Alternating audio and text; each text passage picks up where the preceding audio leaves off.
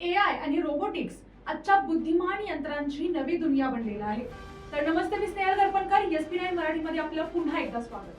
तर पाहूयात एक आजची इन्फॉर्मेटिव्ह न्यूज.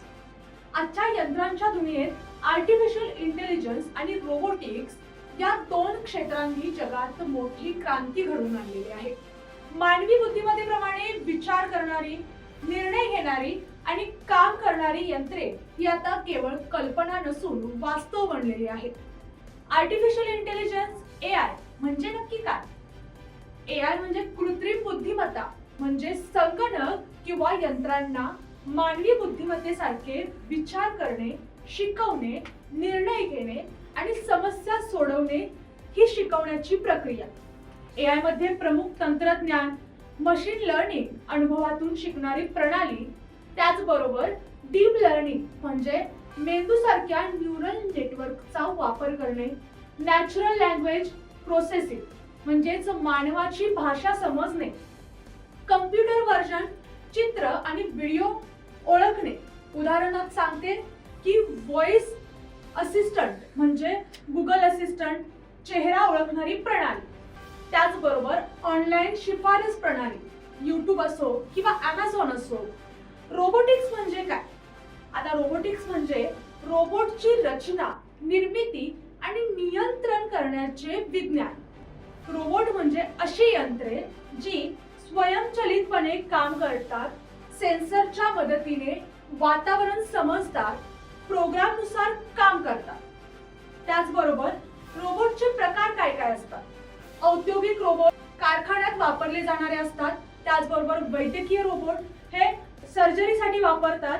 त्याचबरोबर सेवा रोबोट हॉटेल्स किंवा बँक्स मध्ये वापरले जातात. त्याचबरोबर ह्युमनॉइड रोबोट मानवासारखा दिसणारा रोबोट, त्याला आपण ह्युमनॉइड रोबोट असं ओळखलं जातं. AI आणि रोबोटिक्सचा हा जो संगम आहे, जेव्हा AI तंत्रज्ञान रोबोट मध्ये वापरले जाते तेव्हा रोबोट फक्त आदेश पाळत नाही, तर परिस्थितीनुसार निर्णय पण घेतो. उदाहरणार्थ सांगते, टेस्ला कंपनीच्या स्वयंचलित गाड्या AI चा वापर करून रस्ते ओळखतात. त्याचबरोबर बोस्टन डायनॅमिक्सचे रोबोट संतुलन राखून धावू आणि उड्या मारू शकतात. त्याचबरोबर नासाचे रोबोट मंगळावर संशोधन देखील करतात.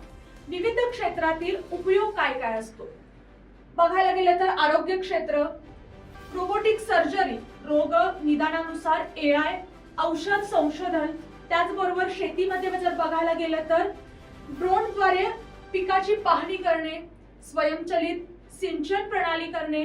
त्याचबरोबर शिक्षणामध्ये जर बघायला गेलं तर स्मार्ट लर्निंग सिस्टम, वैयक्तिक शिकवणी देणारी AI ट्युटर्स.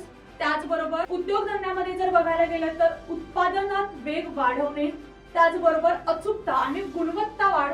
त्याचबरोबर याचे फायदे जर बघायला गेले तर वेळ वाचतो, अचूक निर्णय घेता येतो, धोकादायक काम सुरक्षितपणे ते करता येतं.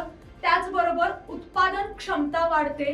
त्याचबरोबर यामध्ये आव्हाने जर बघायला गेली तर रोजगारावर परिणाम, डेटा सुरक्षा प्रश्न, नैतिक मुद्दे, तंत्रज्ञानावर अति अवलंबित्व.